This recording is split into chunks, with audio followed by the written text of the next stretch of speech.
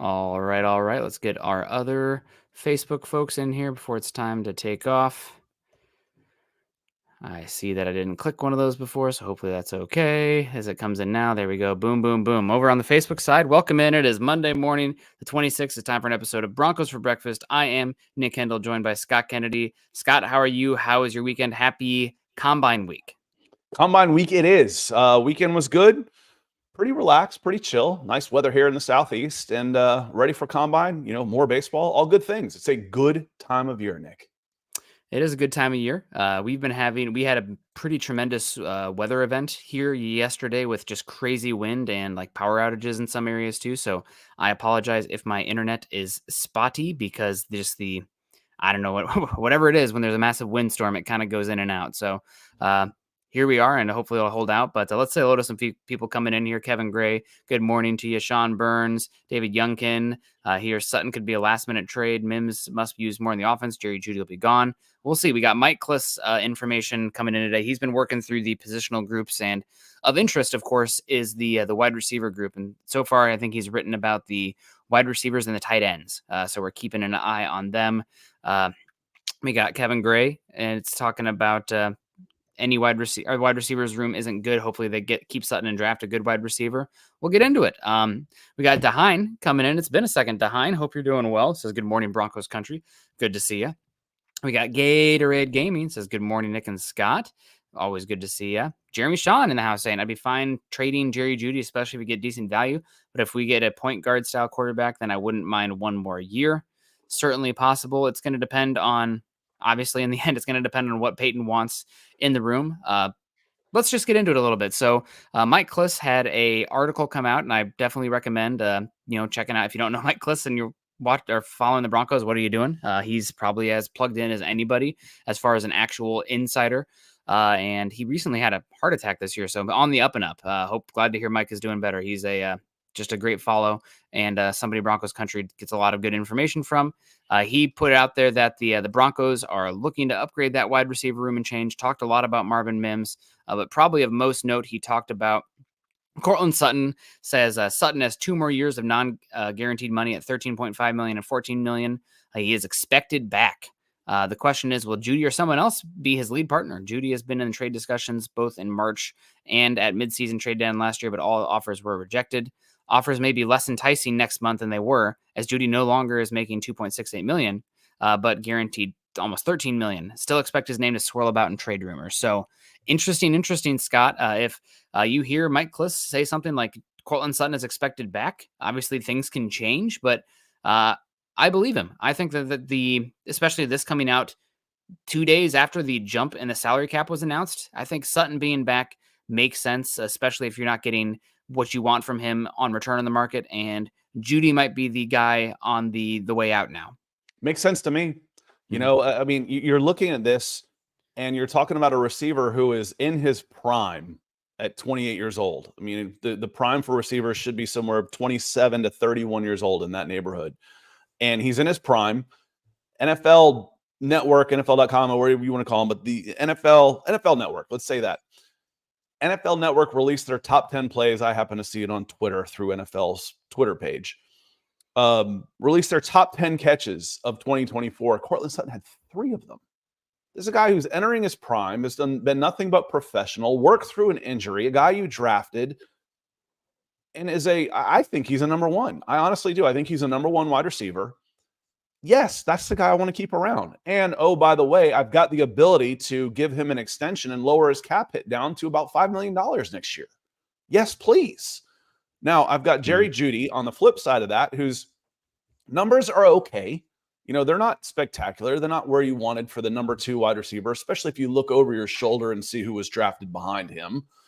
But his numbers aren't bad. He's knocking on the door of a 1,000 yards receiver, very similar to Christian Kirk, who ended up getting an $18 million a year deal or $19 million a year deal a couple of years ago that helped reset the wide receiver free agent market. But it's the other things that go with it. It's the online media miscreant, social media stuff. It's the body language out there. If I'm going to move somebody and I can get $13 million back in guaranteed money, Jerry Jeudy is the guy I would want to move. That said, Nick, if you were to keep him for 1 more year, it's not a high risk. 13 million still not that expensive for him. Mhm. No, it's not that expensive for him. I think the issue is that if you don't really have him in your long-term plans in the wide receiver room, like you have almost no interest in keeping him, maybe you do just want to open up the spot for somebody else to compete and also get a potential, just a little bit more capital back or a rookie player on a 4-year contract with 4 years of control. So I think that's the big question for me with Jerry Jeudy is, do you have any desire at all to keep him beyond this season, or is it just we're paying him, he's here, we're just going to run out the clock and Right. then let him go? Because if not, then you should be looking to move him. Also, that 13 million we just talked about, the additional cap space that was not being projected that we're getting this season. The Broncos now have a little bit more leverage in the trade market because they can do what they did when they traded Von Miller. Von Miller was worth a second round pick on the open market that season, I would argue, but Denver essentially ate the entirety of that Von Miller contract to send him to the Rams, and that resulted in an additional. They pretty much paid for a third round pick. Right. So now you have Traded him for a Jeudy, and I'm second, going to bought be the on third. Mm-hmm. exactly. So now you have Jeudy. He's going to be 13 million guaranteed, and I don't know if it's a little different with the 5th year option. I would assume not. But before you were like, we probably cannot take on any of that money to trade him. Now you can, move things around, and let's say you're only getting a 5th round pick for him in the open market in a trade. Well, now it's a 4th, or maybe you eat the whole thing and it's a 3rd. So there is variable and flexibility now that the cap is opened up a little bit for the Broncos, where they can actually eat some cap to potentially get better draft picks. And I'll be curious to see what they want to do with that. Is it the draft picks being more valuable for them, or is it the cap space created? Because they can do that multiple ways with people like a Jerry Jeudy as well as potentially a Garrett Bowles. I think also maybe I'm just reading into it based on things I have heard, but hearing Sutton's back, I do think that's a little bit of a zero sum as far as Sutton or Bowles. And I think that, Sutton's going to be back. I think it means Bowles is probably on the way out, but we'll see if and when that time comes. And guess what? We're going to know a lot more a week from now coming out of the combine. Yeah, and you've been on the Bulls is going to be gone bandwagon for several weeks now. Oblivion Empire following us over from my channel and coming in with a super chat to the Broncos country. He says, good morning, Bronco Nation. This is for some of those diapers, Nick. So here to you. So thank you, Oblivion Empire. Appreciate the support that you give us on all of our channels. Speaking of which, there's Michael Ranquillo, who is also like this sunrise in the back. It looks like a sunset. I'm going to call it a sunrise, like Michael. Says, good morning, Scott and Nick on Broncos for breakfast. The Ronk is in the house. Go Broncos. And then Gary Palmer coming in. He says, good morning, Nick and Scott, Broncos country, with a $20 super chat in that Broncos orange. In your opinion, which quarterback do you think Sean Payton wants on here? I think he wants Caleb Williams. But I know that Nate Tice, who I respect the heck out of, son of Mike Tice, longtime NFL coach, offensive line coach, does some good work at the Athletic on both the NFL and the college side, which, God bless him, the amount of tape he must have to go through to talk about all 32 teams and then talk about the draft has to be impossible. Like, I feel like I don't have time to do Broncos in the draft, let alone 32 teams, and Broncos Falcons in the draft, let alone 32 teams the way they do. So God bless him. But he mentioned Caleb Williams comparing favorably to Drew Brees coming out, which is the arm motion and the twitch that he has. So that's a fun comparison. Had not seen that one yet with the size, but I think Caleb Williams, if you had any chance, Sean would love him. The question is, who's that next guy? Can you get up for Drake May? Is Drake May falling to the 3rd or 4th quarterback in this class? Is he going to love Bo Nix? He said, well, I'll take him at his word for this, but he said in the pre-Super Bowl interview circuit that he's going to be unconcerned what the talking heads think about the evaluation. He'll listen to them, but he won't be influenced by them. So if he loves, say, a Bo Nix at 12, he blows him away on the whiteboard. He sees enough in the workout and the tape and hears about on the background from him. He'll take Bo Nix at 12. He won't give a hoot what Scott and I have to say about that. Being like, is this a Kenny Pickett kind of situation here where there's not as much upside? He's not going to care. And I think, again, this is an appeal to authority, but if Scott, if you have conviction about somebody, we'll do it. No, if Sean Payton has conviction about a quarterback, I think we're gonna have to trust him until there's enough data to show that he was wrong on it in the end. So we'll see. Yeah, I don't trust any coaches to get it right. That's one thing. What do you guys know? You're not coaches. Trust the coaches. I trust them to do what they think is best. I don't trust them to get it right. Every coach that we've ever rooted for has been fired. It's just the way it is. So there is room for discussion in there. And if your answer is trust the coaches, then go somewhere else because you don't want to have a discussion. You've already got your answer. I want to have the discussion. I'm not saying I'm right. If he comes in and says, I want Spencer Rattler in the first, I'm going to say, I think, or not Spencer Rattler, I can actually see that one at the back end of the first. I can make an argument for that one. But Michael Pratt, I want to trade down and take Michael Pratt at 30. I would say, oh my God, what are you doing? And I would leave it open to say, yeah, okay, he sees something. It's up to him now to get it out of it. I don't like this pick, and then we'll see how it plays out. Yep. I'm not gonna tell him he's wrong to do something like that. That said, Gary, who's the closest available quarterback to Drew Brees? It's not Russell Wilson because he can't work the middle of the field. Nope, it's not. God, it's short, middle of the field, good, underrated athlete, smart. I have no idea. It's Kirk Cousins. Oh yeah, yes. Oh yeah, duh. I got you in draft. You were just thinking of draft guys. The closest thing to Drew Brees, and there's not saying, okay, well, I won with Drew Brees, I have to go find Drew Brees. There's more than one way to skin a cat. But the best right now, I want to win now quarterback that is available is Kirk Cousins. So I think that's who an impatient, I've got to win, hyper competitive Sean Payton would want. That's who I think he would want, Gary. I don't think you can get him. You don't have the money for him. But that would be my answer to this question exactly, Gary. In your opinion, which quarterback do you think Sean Payton wants? He of the available quarterbacks, I think he'd want Kirk Cousins. In the draft available, I have no problems looking at Bo Nix as a guy. I wouldn't want him at 12, but I can see a plug and play for Bo Nix and a Sean Payton offense pretty easily. Yep. I mean, I could see JJ McCarthy as well, work in the pocket. He's somebody who will test those middle of the field windows, and I think he's still got a lot of. He doesn't have meat on the bone, which means there's still meat on the bone, if that makes sense. He needs to get a little bit bigger, and I think as he fills out his frame a little bit, there's going to be more power that comes to the arm and the ability to break tackles. It just needs peanut butter sandwiches, peanut butter and butter sandwiches, deep fry them if you have to there, JJ. But yeah, that's the question around Broncos country, but a lot of questions around Broncos country. Bringing it back to the wide receivers, obviously talked about Mims a lot in this.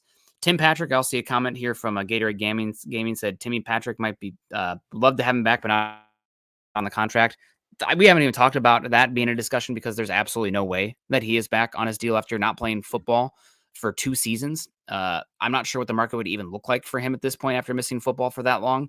Maybe he comes back on a near veteran minimum deal to Denver, but I wouldn't be shocked at all if he goes out to the market, maybe follows Zach Kazani or some wide receiver coach that he's worked with before, because he's not going to get a big deal, and Denver's already going to be paying him those guarantees, dead cap hits anyway. So if he's back, that'd be great. Denver's worked with him. Maybe he just wants to continue the rehab process here and likes what's going on, but who knows?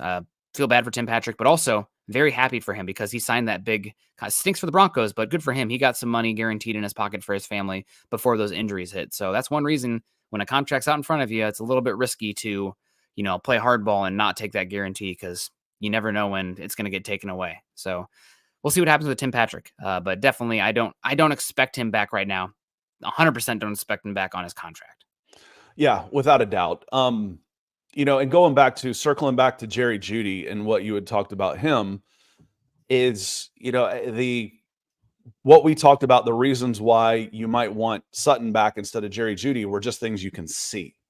Those are, again, the social media beefs, the body language out there, the lack of effort in blocking. Those are the things you can see. What we can't see, and is what Nick alluded to, which overrides everything, is maybe they don't want him back, period. So I wanted to hit on that, one for sure. So that's something to keep an eye on. If you don't want him back, then you try and move him right now and you get whatever you can, whether it's a 7th and $13 million or it's a 3rd and we pay 10. You do what you can. You put him on the block. The one thing you can't do with really the guaranteed contract is cut him. I mean, you can, but that'd be Mhm. really silly. So you find what you can, and he's got a market out there. He's been a good enough receiver that he's got a market out there. I promise you. Yeah. Naj Altop coming in. Good to see you, Naj. That Broncos orange $20 super chat. He says, "Hey brothers, man, it's good to see you, Naj. It feels like it's been a Yeah. little bit. Wanted to pop in and show some support. Hope all is well. Better now. Hope all is well with you too, my friend." Yeah. Thank you so much, Naj. One of the highlights of my year, honestly, meeting Naj, just the energy. I'm still vibing. Who needs coffee if you can hang out with Naj? So God bless you, and thank you so much for the support and popping in and saying hello. I see Rodney Garcia's in here as well. Says he's looking forward to the combine. Albert Duran saying what are the pros and cons of Spencer Rattler. Pros are Spencer Rattler. He is a decently twitched up athlete in terms of more pocket oriented, but he can try to do some stuff and create. And he's got a good motion and a good enough arm. Cons, he might have a little bit of ghosts in his ability. South Carolina, the last 2 years, he was pressured on like 40% of his dropbacks, which is just like unbelievable to hear. You just don't see that. He played behind 10 different combinations of his offensive line this year at South Carolina. They just got eviscerated in the SEC. They just could not stack up on the offensive line. He sometimes has 2 to 3 WTF throws a game where he misses a sinking defender. And also, I wish he was a little bit bigger. He's a little bit squat overall. So those are some cons, but he's going to be a day 2 pick. The big question is, where's the maturity at? Where's the leadership at after the questions he had coming into Oklahoma? But he's 23, 24 now. There's a chance to be a different kid. I know that from 16 to 17 to 23, 24, I was a different person. So I can't imagine what the trials and tribulations he's gone through. But he's somebody definitely. If the Broncos miss out on a first-round quarterback, they take a shot on him. You have a chance to get a cost-controlled starter at some point over that rookie contract. So there's a lot to be intrigued about. I don't think top 5 quarterback perennial competing kind of guy, but heck, there's multiple avenues to build the team, and if you are always only hunting for that top 5 guy, it's going to be pretty hard to field a competent team. But yeah, Spencer Rattler, any thoughts, Scott? I thought he was right up there with Nixon Penix coming out of the Senior Bowl from the tape that I watched. Rough I first agree. day, but And Jeremy had a comment in here, about the pros and cons of Spencer Rattler, and the one thing I would knock on him also is his size. yep, He's small. again, there's your Drew Brees comparison. Every 6-foot quarterback in the world is the next Drew Brees. His size is a little bit of a limitation. He's got a gunslinger mentality. I love the way he's had to reinvent himself emotionally, maturity wise. I'm not going to write somebody off like that. I mean, yeah, he was an arrogant kid that was a disaster, personality wise, coming from high recruit to Oklahoma. Huge success as a freshman, gets $1 million NIL. They're talking about him as a #1 overall draft pick, and it went to his head in a big way. And then he came crashing back down to earth. Got beat out by Caleb Williams, who was a true freshman coming in. Okay, Caleb's pretty good too. Yeah. And goes and reinvents himself at South Carolina, and the South Carolina folks just raved about him. So I see the same talent that had him talking about as a #1. I've seen a guy who's humbled. Now, whether it's genuine or if he can just fake it well enough, either way, you're pretty happy. Now, I want to get into this one real quick. Then we're going to say hello to Troy, who's come in with a big super chat. This is an interesting thing to me. I'm going to bring this up on the screen here. This is a passing depth. This is a Bo Nix chart right here. What's the biggest drawback on Russell Wilson in his passing repertoire, Nick? He struggles working the middle of the field and just the consistency in those type of plays, especially. I mean, I've been talking about it for 2 years on here now, but the Vic Fangio style 2 deep safety defenses, the area where you can take advantage of space on the field from defenses, the spot between the linebackers and safeties, and putting the linebackers in flux horizontally. So if you can't do that and you're relying on outside the hash mark, bombs away deep throws, it's going to be hard for you in today's NFL. You got to consistently hit singles that you can leg out into doubles. I think that's where we're at in today's NFL. Now, he threw a ton of passes behind the line of scrimmage. I mean, if you can see this, there's over 100 behind the line of scrimmage. There's almost 300 passes 10 yards or lower. Okay, but that's okay. In the middle of the field, 101 for 124 for 6 touchdowns under 10 yards. That's just, those aren't direct screens. Those are past the line of scrimmage, 10 and under. So 6 touchdowns, 0 interceptions. From the 10 to 20 mark, 30 for 50 with 12 touchdowns and interceptions. Wow. It's good. I would be curious. I know. But 20 plus is still 7 touchdowns, 0 interceptions, 12 for 21 for 455 yards. His rating over the middle is 141.4, 142.1, and 117.3. And Nick, as you say it, I'd be interesting to see the actual routes, etc., and the opens and the crossing and how much into space, tight window throws, etc., etc. But the point is, you're not seeing any of these throws, period, with Russell Wilson, whether it's a guy breaking wide open on a drag route or a deep post. He's not making any of these throws, let alone hitting them at a 25-1 touchdown to interception ratio between the numbers. That's a good looking chart if I'm a Bo Nix fan. I agree. And I've honestly, the last week, I'm still not probably, banging the drum for Nix at 12, but if they take him there, I get it. I think that's the best I can say. It makes sense. It's really hard to evaluate Bo Nix, and I come back to Justin Herbert as well with it. Now, completely different styles of prospects and tools and traits, and the guys who actually have hit on the Oregon offense the last 5 years have been the no doubt traits guys, where the non-overwhelming traits guys have not hit as emphatically. But with Oregon's offense, so many of the throws are behind the line of scrimmage, so many of them, within 10 yards. Also, how many of the throws, Scott, are the first read? It has to be the highest first read offense out of the top quarterbacks, if not in college football. And that's a credit to the system because you are getting the first guy open, and that's great. But getting to the second and third read is just not as prevalent. Now, that does not mean that he cannot do it. And I think that's one of the big things took away from the Justin Herbert evaluation. You didn't really see him have to drive the football. You didn't see him have to work multiple progressions because they didn't ask him to. They made Justin Herbert play like Marcus Mariota, which unbelievable in hindsight with the type of quarterback you got there, but didn't see that as much with the Knicks. Doesn't mean he can't do it. So if the Broncos take him at 12, I'll be cautiously optimistic. Probably from where I sit, I don't think the massive upside there with the hunting for a superhero kind of guy to combat. Are you a Godzilla guy, Scott? Yeah, at all? I'm pretty much all of those. Okay. I watch all the fantasy stuff. So Mahomes is Godzilla, and you need to come with a Mothra or something like that in order to combat. You need something that's crushing skyscrapers and battling him. You can't just go out there with, a G.I. Joe or something. I don't know. Something you need your own freaking monster. So I don't know if I see that with Nix per se. I think Nix, probably the best value you get from him is the rookie contract aspect of it in the end. But heck, I've been wrong before. And I'm trying to be very open-minded to it as well. So there are positives to it. The one thing I will come back to, Scott, and this would take a lot of work and analysis, and if I had interns and a big budget, I would go to this, but how translatable is the over the middle of the field stuff from college to the NFL? Because there's data that's like, it looks good in college. As soon as you get to the NFL, not existent anymore. No correlation or transferability from college to the NFL. Yeah. So no, I just think that the comparison there is he is throwing to the middle of the field. Yeah. I mean, that's basically what you're boiling down to. And he's throwing it to it with success. Mm-hmm. We've seen guys break open over the middle with Russell Wilson, and the ball's not coming. The ball's not coming between the numbers. And that's something you don't have to worry about with Bo Nix for sure. He can see now, again, with less velocity on the ball, it's more dangerous over the middle. And you can't replicate those numbers, period. I don't care who you are. You're not going to go 25-1 over the middle of the field in the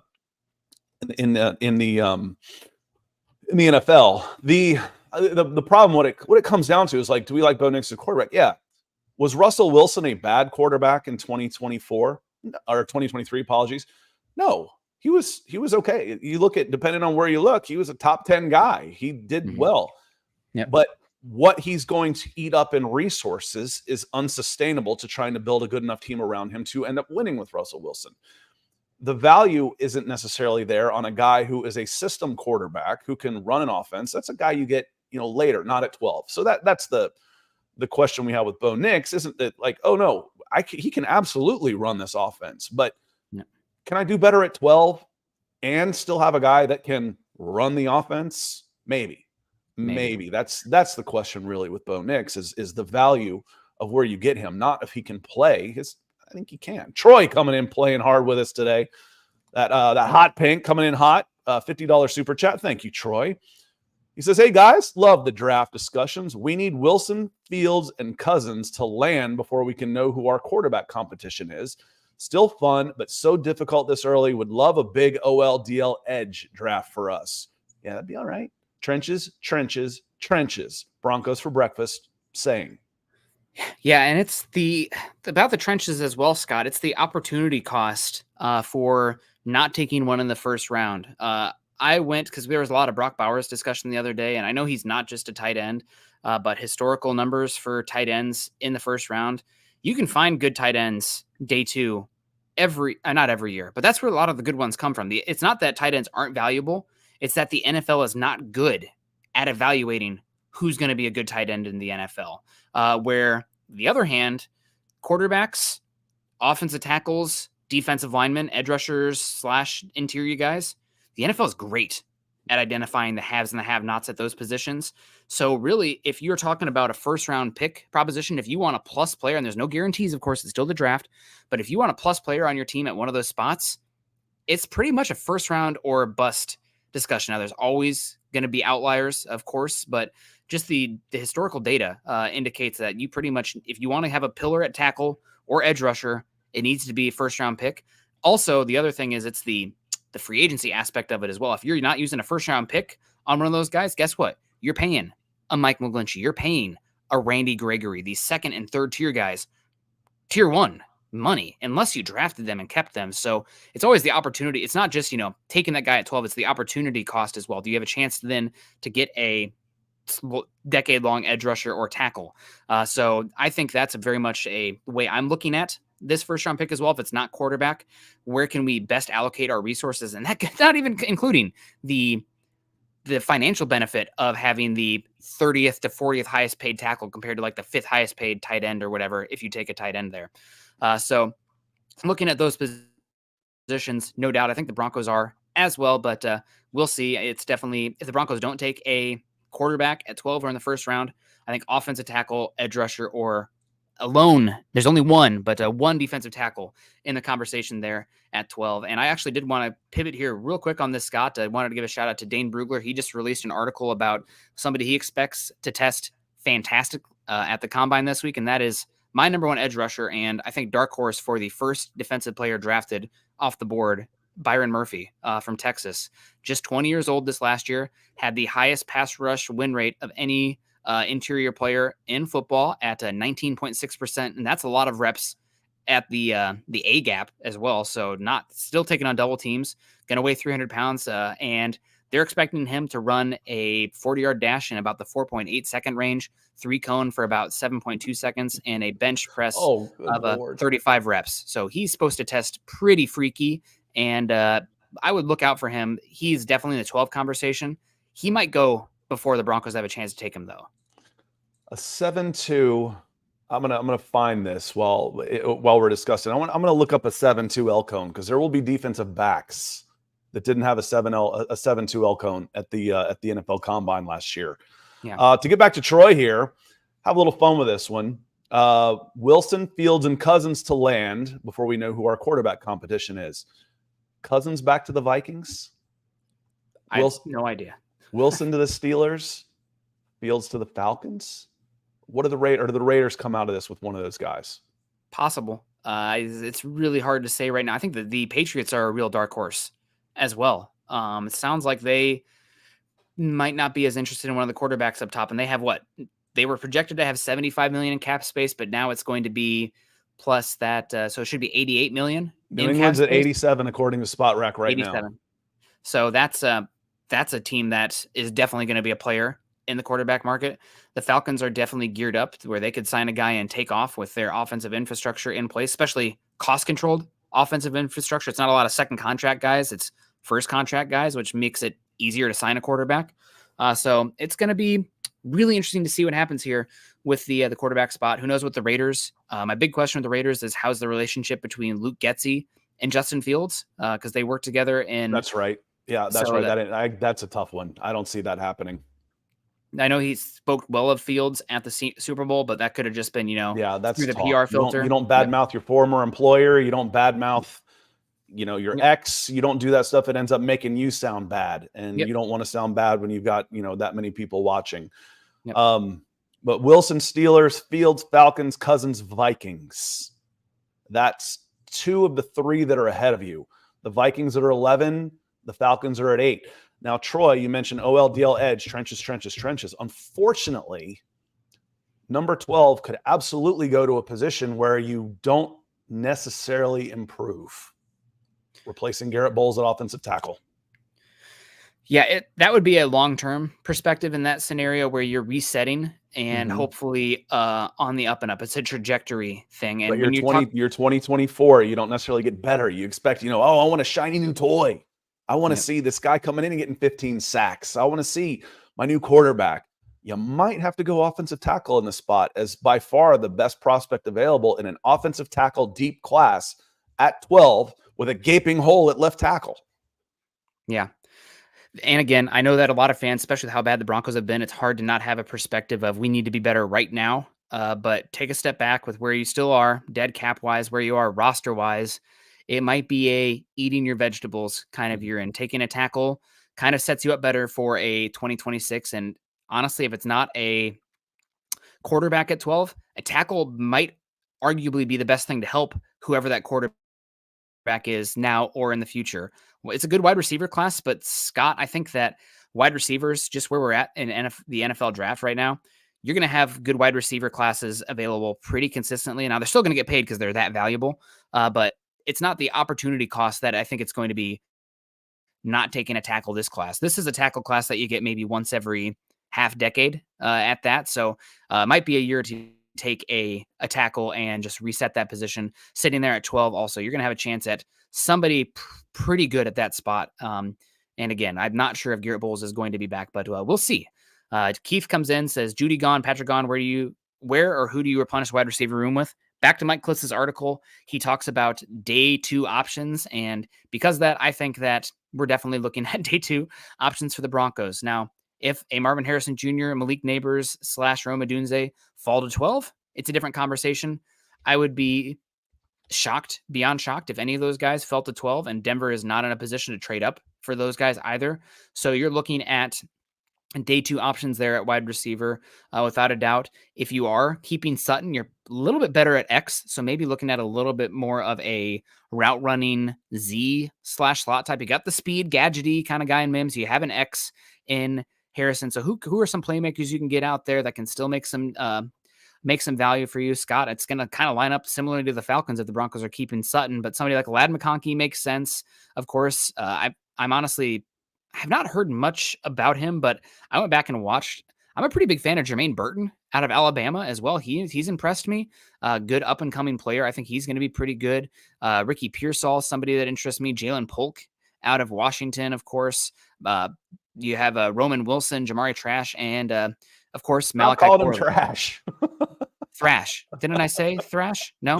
If it was anything else, I wouldn't say anything. But you keep calling him Trash. He's trash. No, I've been watching too much Abbott Elementary where they're talking about trash. But and Malachi Corley, who I like a lot, coming out of Western Kentucky. So there's going to be options for the Broncos at wide receiver day 2. The problem is that you only have one day 2 pick, but you're going to have a chance at a pretty good player at 76, assuming it's pick 76. I know I've seen 76 and 81. If they're so close. It's the Broncos or New Orleans pick. But those are guys I'm looking for. And also Colorado comes in with a guy I really like as well. If you're talking a little bit later, I probably wouldn't swing until round 4, but Javon Baker really stands out for me, as does Jack Saint from Georgia. Those are 2 guys that I'm really interested in as well. A guy, if you want to start betting on traits, watch out for Johnny Wilson, Florida State, 6'6", 220 pounds. The guy's a monster. Evidently had trouble holding onto the ball at Florida State, but he looked really good at Senior Bowl.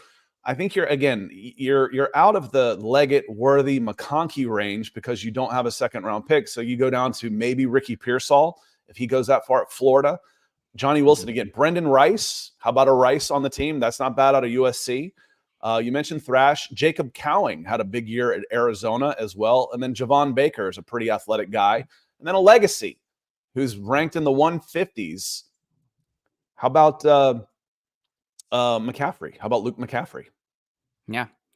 Yeah, those are all, I mean, it's a different conversation than the top 3 guys. You're going to miss out on your tier 1 guys, probably missing out on your tier 2 as well, given where your picks are right now. We'll see if that holds. But there's going to be tier 3, 4 guys that are going to be very much available for you. And Michael comes in and says, Marvin Harrison Jr. skipping the combine and waiting until his pro day. Not shocking. Chance for Malik Neighbors to steal the show. And I saw that Lance Zierlein tweeted this morning that he knows that a lot of teams actually have Malik Neighbors ahead of Marvin Harrison Jr. on their big boards. So, man, it's Marvin Harrison Jr., obviously a great talent, but Neighbors is potentially a blue chipper as well in this class. So pretty interesting combination. I think we do have to talk a little bit, Scott, of the Russell Wilson interview here. Russell Wilson went on and did an interview with Brandon Marshall talking about how the Broncos situation went down. I guess Cortland Sutton was the only person that on the team that knew that was going on. Mm-hmm. And after the contract stuff where the Broncos said you have to void or renege the injury guarantee for 2025, Russell Wilson said no, as is his right. And I'm glad that he didn't. He said that then he went to Sean Payton. Sean said, we're going to have to lock this away and go for it. So it sounds like it's more of a front office approach rather than a Sean Payton thing. I know everybody keeps pinning it on Payton for everything, Sean Payton for all the stuff going on, but sound like this was very much a front office agent conversation. And I also think it's worth adding that I've seen some people come out and say as harsh as Russell Wilson straight up lied about what was going on in the interview about how the Broncos went down and approached him. But I guess the Broncos never outright, or the NFL never outright said that it was illegal for the Broncos to threaten to bench Wilson for that. It was the NFLPA that's saying that he shouldn't do it. But it was the quote that the NFL was like, this is illegal. You can't do this. NFL never said that to the Broncos. So a little bit of he said, she said. I'm getting pretty tired of the PR stuff, but I do think it's our job to at least talk about it on here. Russell Wilson, again, he's really good with his image and seems like a good guy as well. So it makes sense that he's going out there and saying these things, but he says he wants to be in Denver. I don't think it's going to happen with the contract and everything. So I'm not really worried about it. I don't really care what is being said too much other than we're heading to a divorce. And I wish Russell Wilson, honestly, nothing but the best, because I think he's actually a good guy. I wish him nothing but the best to the extent that it's not beating Denver outright for a playoff spot or anything like that. What's interesting to me is because we hit on this last night on the show about, I'd like it to be in Denver and it's not going to happen. About finishing, where do you want to be? I'm like, yeah, I still have a lot of fire. I'd like to finish in Denver. And then ... But it's got to be someplace they want me to. And that's not Denver on this. And following up on Sean Payton's side, the Monday following this discussion, say, we're going to bench you for 9 games. He says, no, I'm not going to do that. I'm not going to set that precedent for the rest of the league and injury guarantees. No way. He says, on Monday, that's when I met with Sean Payton, and Sean's like, hey, forget it. It's like nothing happened. He says, Wilson explained to Marshall, you're going to play this weekend against Buffalo. We've got a big game against Buffalo. We got to win Monday Night Football. And I'm like, all right. So the guys on the field, which is how it should be, stayed on the field. So we get into discussions about why, Caleb Williams doesn't have an agent going into this year. For contract negotiations, for your first contract, there are no negotiations. That's where you need an agent for negotiations. For your very first contract, those are already set. Once that's done, now you want somebody to handle the business side of things. When you start talking about your next contract and the stipulations and all of that stuff in it, your first contract, it's guaranteed, it's set. I don't need an agent for that. My next one, where I've got all of this language in here that starts getting a little fuzzy and non-guaranteed money, I want George Payton speaking to my agent. I want Russell Wilson speaking to Sean Payton, and leave those separate. And they did, and they took care of business in Buffalo. So again, this is a divorce. Mm-hmm. It's ugly. Denver Broncos, after the initial ugly, the Denver Broncos are basically saying, yeah, we'd love to have Russ back. Nothing but good things to say about how hard he works in the leadership. Russell Wilson saying, "Oh, I'd love to be back in Denver. This is where I chose. It's a great city. I love it. The fans are awesome." That's PR. Neither wants to be the bad guy. It's happening. Let's kiss and say goodbye, or whatever it is. Let's shake hands and say goodbye and go our separate ways. The Broncos have to deal with the ramifications of getting out of a contract extension that hasn't even started yet, which is going to be an $85 million dead cap hit. Yep. It's going to be interesting to see how that plays out going forward. I mean, it's pretty much, I think we have an idea of how it is going to end for this relationship. Another aspect here, again, Mike Klis, one of the better insiders for Broncos country, wanted to add on to the interview with Russell and Brandon Marshall, just some specifics after Wilson's interview, saying the Broncos never directly talked to Wilson, as Wilson indicated. Communications on alleged benching matter was with his agent on October 31st, never directly with Russ. Also, the NFL didn't say what the Broncos did was wrong. The NFL Players Association outside counsel said the Broncos were wrong for doing it, but not the league. So again, it's a PR battle happening right here.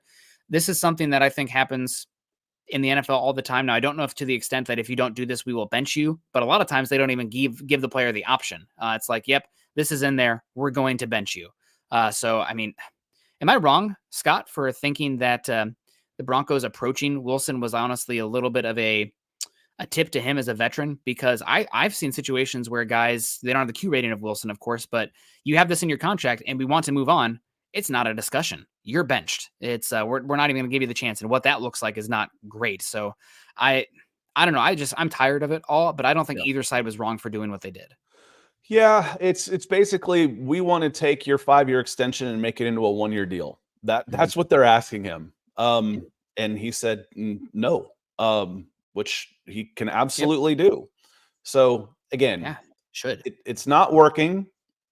We're going to have to deal with the ramifications of doing this. If you want to play the rest of the year, we have to have some assurances that we're not going to have to pay you $37 million if you get hurt. And Russell Wilson said, listen, I'm taking the risk with my neck out there every time I step on the field. I'm not waiving my insurance policy.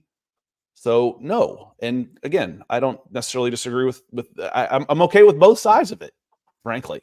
We saw it happen to Matt Ryan. We saw it happen to Derek Carr last year.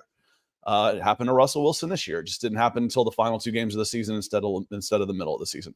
What's strange is that 6-1 run did more to upheave the Denver Broncos than the 1-5 start did. Mm-hmm. It really did. You'd have so much more clarity if you just didn't have that 6-1 record. Russ gets benched at week 10. Denver's picking 5. You're probably picking top 4, top 3 again. Nick Mouth top 5. That 6-1 record did more to throw chaos into this offseason than the 1-5 start. That's what's interesting. Yeah. Going to be interesting. We have Jamal Killian said, good morning, Nick and Scott. We need a quarterback. Sick of the bandage quarterbacks. Denver Broncos for life. Jamal, I got bad news for you. You might have a bandage quarterback this season. I think you need to change your perspective from 2024 from 2024 to 2024 through 2026. Over the next 3 draft cycles, you need to come out with a quarterback. If not, people are getting fired. But I don't think this Broncos roster is in a position where you are just exploding with emerging talent. It's the 3rd oldest offense in the entire NFL. If you have a quarterback available, absolutely take a swing, but it is not a quarterback or bust situation for the Broncos. It is a very talented quarterback class, and 2025 does not look as good. So you always want to keep that in the back of your mind with the evaluations, but you don't have to be super aggressive. Like a team I view, Scott, that has to be aggressive for a quarterback is the Vikings. They have an unbelievable offensive core set up right now. You're about to have to pay Justin Jefferson, the biggest contract for a non-quarterback in history, offensive player in history, probably. And again, just full of second contract guys. You need a rookie quarterback to survive with how your roster is built right now. Broncos are much more in a reset to get to that point at this, where they're at in the team building process, in my opinion. So again, it's not what anybody wants to hear. But I think if you take a long, hard look in the mirror with where this Broncos roster is at, it's not a quarterback or bust situation because you're not ready to plug a quarterback in and then take off to the heights you want to reach. No, you are ripping the bandage off, which was Russell Wilson. Mhm. You're taking that off, and you're going to take that dead cap hit for 2024, and you're actually going to get about 23 million, almost 25 million dollars back in 2025. So doing that now makes it so you really only have 1 year of cap hell because of Russell Wilson's contract. Now, I'm not saying they won't go out and give a bunch of backloaded guaranteed money to a guy like Mike McGlinchey, which puts you in cap hell when you make a bunch of moves like that. But Russell Wilson's contract will only negatively affect this team for 1 more year. For 1 more year. And then you actually save money against the cap in 2025. So 2024 is tough. And the thing on this is, it's just the assumption that if you draft a quarterback, that's your guy. That's the one problem I have about this. So you got to find your quarterback in this draft. Well, what if he's not there? You got to take a shot. You got to take a swing. You got to get a hit right here. Well, I'm going to swing, but I'm batting 300, which is second on the team. I've got a 70% chance of failure. Now, it's not that bad for quarterbacks, but actually, once you get into past the top 5, it kind of is. But you got to take a swing. So, and as Nick said, the next 3 cycles, hopefully you take enough swings that you get a hit. Whether it might not be this year, but you got to try. Might not be next year, but you got to try. Over the course of 3 seasons, you'll find your guy if you keep swinging. And I think Sean Payton, he's not patient, but also I think he has enough job security here where I don't think he has to feel his back up against the wall, take a shot immediately. Sounds like they're being picky. Like I've said before, you don't want to be last call and the only person left is, somebody with one eye and one leg and one tooth left. Is like, okay, well, God bless. That's the last first-round quarterback. We better take him. So I think you're looking to fall in love, not just, get lucky, if you know what I mean. To your point at the Vikings, very graphic, Nick. To your point at the Vikings, that's why Kirk Cousins makes the most sense for them. Is the window. He's already there. The relationships, unless it's just familiarity breeds contempt. And, yes, I want to leave and try something new because I have the relationships here and I'm ready for something new. But Kirk Cousins back to the Vikings still makes the most sense for all the reasons that you mentioned. Yep. So we'll see. Definitely open-minded towards it. But in the end, it's really going to come down to what Peyton and the Broncos want. It is Monday. After all, it's already 7:32 my time. So we are going to do a mock draft Monday here. We're going to use the let me see, which one do I want here? We're going to use the Pro Football Network simulator again as well because I'm waiting for the PFF board to be updated. So here we go for the Broncos as we kick it off here. Looking at quarterback, looking at tackle, looking at edge rusher. We're going to, at some point, Scott, we're going to have to get in a little earlier and probably work on some trade back opportunities here for the Broncos, but we're going to reject all these right now. So we're picking here at 12 overall. You have May, Caleb Williams, Daniels gone, Harrison Jr., Olu Fashanu, Joe Alt, Brock Bowers, Dallas Turner, Malik Neighbors, Jerzon Newton, and J.J. McCarthy. So they're all off the board here. I think that with where we're at on this one, the best, far and away, the best player on my board is going to be Rome Odunze. He's going to be the option here. The Broncos, we just talked about potentially moving on from Jerry Jeudy and needing another wide receiver out here. And one thing I love about Odunze is that I think he can play every single alignment on the field as a wide receiver. He is truly an inside-outside ZX slot, whatever spot you need from him, he can do it. He's very smart. He's got unbelievably tough hands and really good at the contested catch situation. Also pretty good yak, better yak guy than Marvin Harrison Jr. as well. So I think he's a special player, a chance for a true wide receiver 1. And I think that's something you want to swing at. The other options here that stand out to me with the top 4 quarterbacks gone, we could talk Knicks here as well. We'll save that for another time because I feel like there's enough mock drafts out there with Knicks and to last us a lifetime for the Broncos. The other ones who stand out here for me, Scott, are Terrion Arnold. Could be one of the best players in this draft if you view him as having Hall of Fame potential. I don't love cornerback for where the Broncos are at team building wise, but if he's the best player at a spot of value, it makes sense. And then, of course, Tulise Fuaga.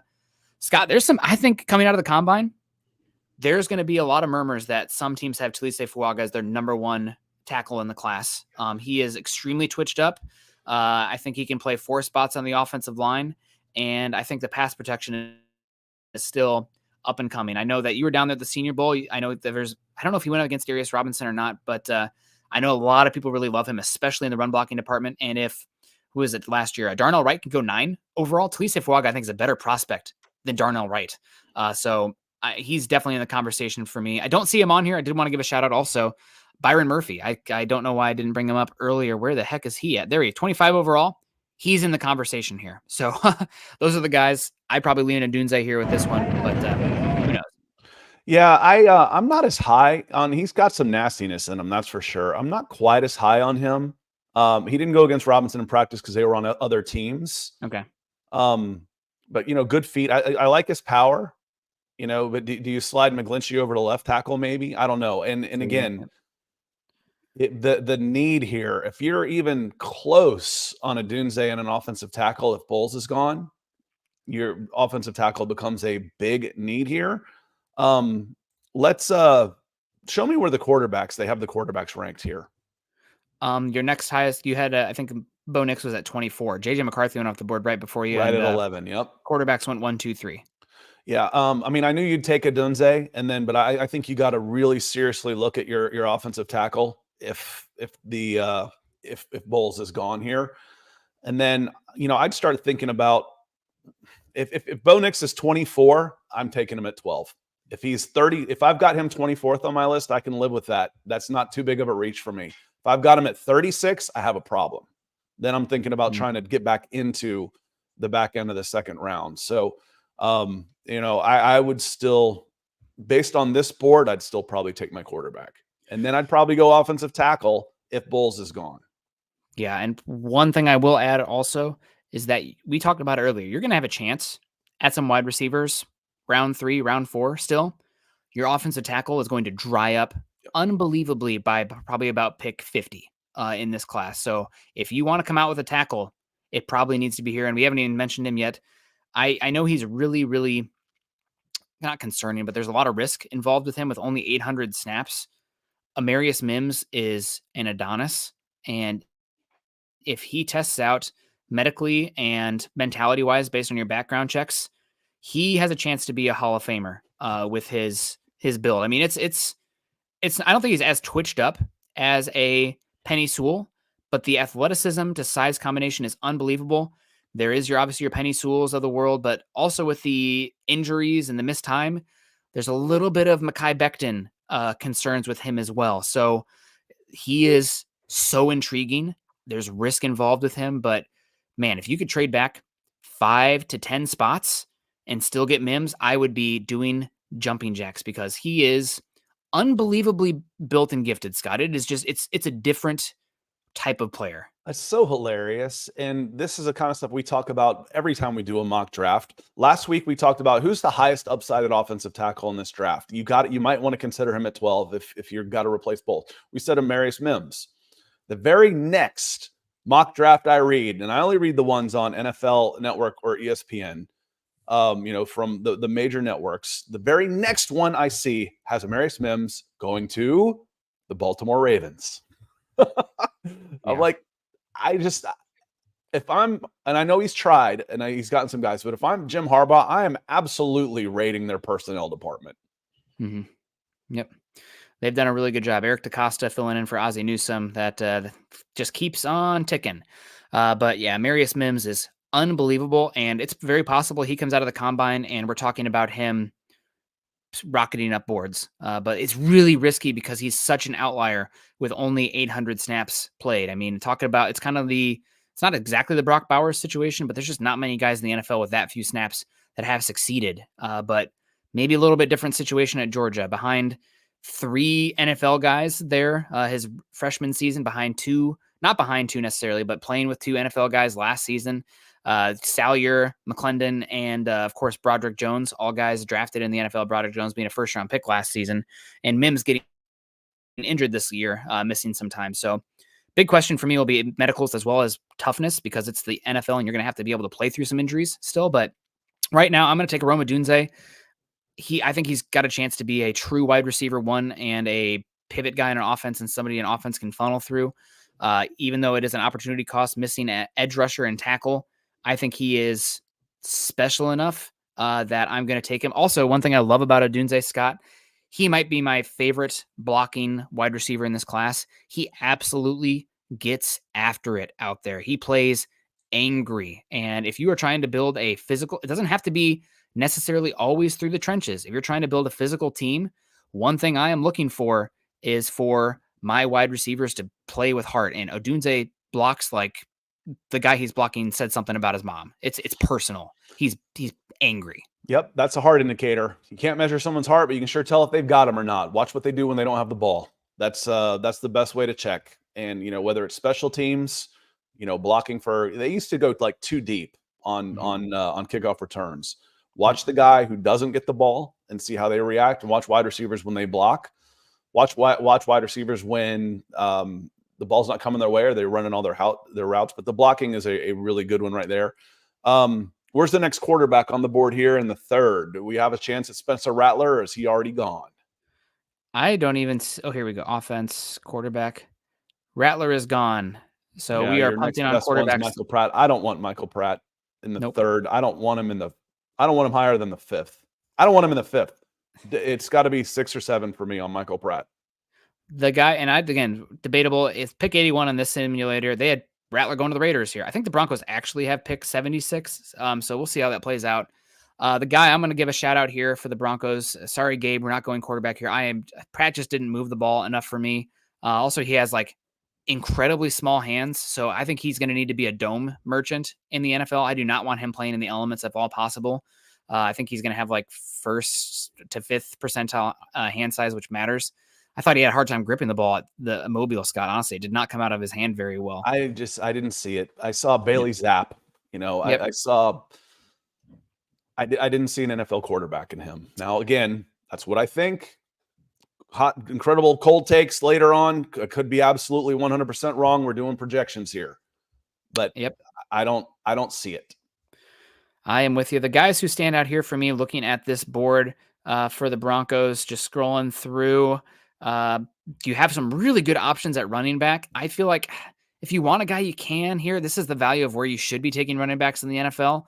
But I think you probably want to wait a year. It's crazy. Like 12 of the top 15 rushing yard leaders in college football returned this year. So I think next year is going to be a really good running back class. But Andre, you have Estime from Notre Dame, who's huge and has amazing feet, Scott. I am a huge fan of Estime out of Notre Dame. He was one of my favorite backs this year, as well as Jalen Wright from Tennessee. So running back value here, and Jonathan Brooks, probably the best back in this class. So a lot of good running backs available. Between here for me, though, I have 2 positions of value that stick out to me. You have Kieran Amadeji from Yale, as well as Austin Booker from Kansas. Booker, really up-and-coming guy. I'm curious about his ability to keep on the weight. But the tape at Kansas, I thought he looked explosive, bendy, twitchy, all those buzzwords. I think he's got a chance to be a starting caliber edge, and I think he's going to test really well also, so want to see that. But I'm leaning Adeji here. He is like one of the Amendeji. I think he's one of the longest players that has been in the combine ever. Scott, I'm gonna have to look at the arm length here for him, but it's like unbelievable how long he is, and I think he's got a chance with the body type that he has to actually be a starting caliber tackle in the NFL, despite coming from Yale and coming off an injury as well. But he's one that the tools are unbelievable, and I think that's worth a shot. Kalen King was considered a top 15 guy 6 months ago. So we'll see how he tests, see if he can get his stock back up in there. I talked about traits at wide receiver that you might be interested in, and there's Johnny Wilson sitting there at that spot. Johnny Wilson came in. Why do I keep going to 2023? I don't want the 2023 Senior Bowl. Johnny Wilson came in at 6'6" and an eighth, 237 pounds with an 84.5-inch wingspan. That's Kyle Pitts is who that is. So we'll see and he looked decent catching the ball. He looked good catching the ball at Senior Bowl. That's somebody I would be really, really intrigued with. But I'm looking to see if I might be able to get a defensive lineman here. See if I can maybe go a less premium position with the more talented prospect. And I don't know if that would be available, but I'd be real interested in Johnny Wilson at this spot. And I'm not going running back here, period. That one is scratched off the board of all the places I need to fill. If I have one spot that is set right now with the guys I've got, it's running back. Yeah, I'm with you. So I think it's a year off for that position. I don't really like the options here at defensive tackle. Dwayne I Carter, I like don't know if Jordan he's Jefferson, but later, not in the third. yeah. I Yep. look at corner, see if I might be able to get something there. Deji is the one I'm still coming back to. We can look at corner here as well. Kalen Carson, man. I like Max Melton. I like He's Max fine. Melton a lot too.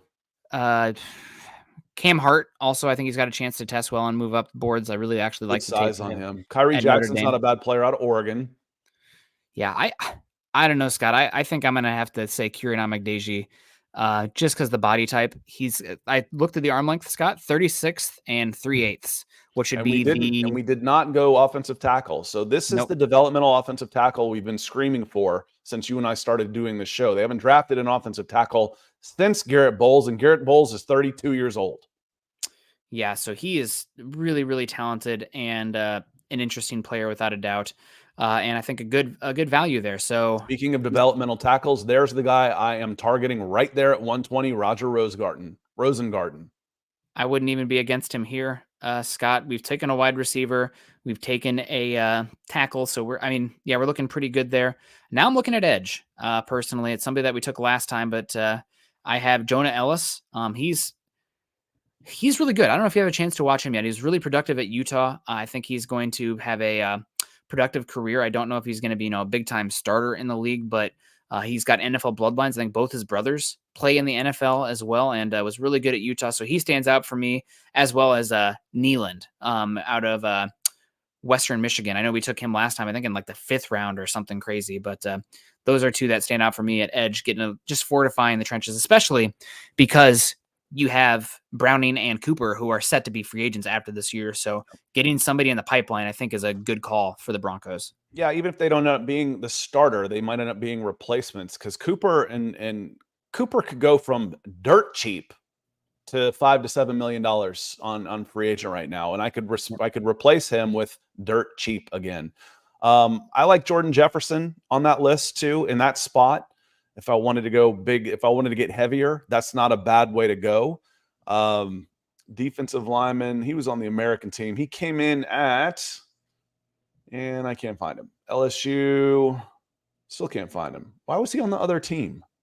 Because he's the very last one I have listed here. He came in at just a tick under 6'3", 325 pounds. So that's not a bad way to go either. Cam Hart, good size. Yep. I think he's in the 6'2" range. Let me double check that, but I think he's a pretty good size. He was 6'3", 205 pounds. So Cam Hart could move in and out of safety as well with that size. Desert Creature says, I think the Broncos will have a good year. Desert Creature, I am adamant that the Denver Broncos can improve on their 8-9 record and get a improve on it and get a winning record, assuming they don't go fire sale. If Bowles, Judy, Sutton, and Simmons are all gone, then let's throw that out the window. We're rebuilding completely. Yep. But I think you can move on from Bowles and Judy and still improve. And still save a ton of money in salary cap space and then be ready to come out firing in 2025. So I appreciate the super chat. We appreciate the super chat. I agree with you. I think they can improve on their 8-9 record despite the cap setback that you're getting this year. Yeah, certainly possible. I'm going to go Jonah Ellis here, Scott. I think it's just a good value. And I think he's also, his dad was a college coach for a number of years also. So somebody that I'm really interested in. Now we're on the board again at 144. Broncos, I pick 144 and 146. I am starting to look special teams here, Scott, and somebody that I think is going to test awesome. I know that you have some safeties that you like as well, but I want to give a shout out to Mustafa. Finally got around to watching him, and I think the athletic upside is huge, and I think because of that, he is going to come in and be a really good special teamer day one with developmental starting upside. And I think that with DeLaren Turner-Yell, who was a really good special teams player for you last year, is likely to miss the entire season. I think Mustafa's got a chance to be a damn good safety. I was really impressed watching him at Wake Forest. It wasn't, Jeremy Bates out there, Wake Forest safety type, but Mustafa's got some stuff going on there. So I'm a fan. And I really like Justin Boygbe. It's E-Boy-G-B-E. I'm going 300-pounder from Alabama. in this Let's do range. both. In the fifth round, 6'4" and change, 292 pounds. I need some size in there. I think he can come in and do a job. I would plug him in over. I'm already trying to forget his name right away. Who was the third guy? Jonathan Harris. Jonathan Harrison. I would plug him in for Jonathan Harrison today We're and going to get better risk on the it. line in the fifth round. We're going to risk it. He didn't go, so we're on the board now. Dylan Laube is interesting as well, but I like that call, Scott. So we get both of them there, get some developmental options there in the defense and getting younger on that side of the ball. I think we have one more pick left. We'll let it go here. Here we go. Broncos on the board. Really, oh, here we go, Scott, your guy. You've been hyping him to me. I think Vaki is probably a good one. We just went safety. We just went defensive tackle. Let's go with Brevin Spanford. Big body that can be a tight end 3 for you and offer some Y ability. Yeah, sixth round for Brevin Spanford for a guy who's what, 6'7", 6'6" and 5/8. We'll call that 6'7", 270 pounds. Excellent pass catcher and a willing blocker. Again, he's not great at blocking, but at that size, on guys that he's got 30 pounds on at least, he can get out and do a job. Yep. He's out. He can absolutely. And we've seen him Senior Bowl get down and block safeties because he's athletic enough to lead on jet sweeps and get downfield and do a job. So I think he's a steal in the sixth round personally. And he may run his way higher than that, but with his size, he's a power forward playing football. He's got great body control and hands. Sixth round, love the guy. Absolutely love him. So there you guys have it. Appreciate you. Vaki over Mustafa. Vaki's going to go high. I don't know why I was so late, but Mustafa I wanted to give a shout out for. I was very impressed watching him. That's it, guys. We got to fly. We're long today, and we appreciate you. Let us know what you think of the mock draft in hindsight for a mock draft Monday. Adunze, Amagdeji, Ellis, Mustafa, Igboiji, and Spanford. I mean, only 6 picks. Not an ideal spot to be, but a chance to add to the room. And we got Michael Ronquillo to closing us out saying, great show today, Nick and Scott and Broncos for breakfast. Thank you, Michael. Thanks everybody for coming in. Follow Scott and I on Twitter. Scott is at Scout Kennedy. I'm at Nick Kendall MHH. Also follow us at Mile High Huddle. If you haven't done so yet, facebook.com/Mile High Huddle and facebook.com/Mile High Huddle pod. And as the ticker says here underneath, please subscribe, like, and share over on YouTube. Scott, any final thoughts? It's Combine Week. It's going to be really fun. And I'm glad we could get a little bit of a Byron Murphy hype. I think at some point we got to go with our guys at some point for the 12th pick because I got some takes. Yeah, and doing that one, it's so easy to trade down. Yes. It's like, oh, I can trade down and trade down 5 spots and pick up 5 day 2 and 3 picks. Abso-freaking-lutely, I want to do that for this team. We need more picks for sure. But a little programming note: Zach and I will be back tonight on the Mile High Huddle podcast, reacting to any and all news that's happened today.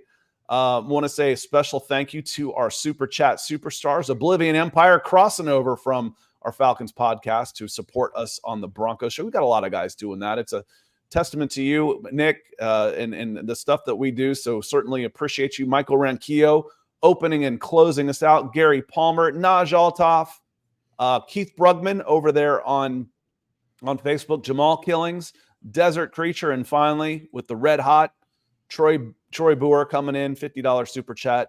Thank you to all of you for your support for us today and every day. We certainly appreciate it. Yeah, thank you guys so much.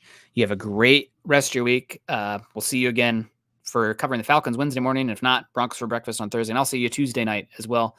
Have a great one, guys. Happy Monday. Choose kindness and compassion. Go Broncos.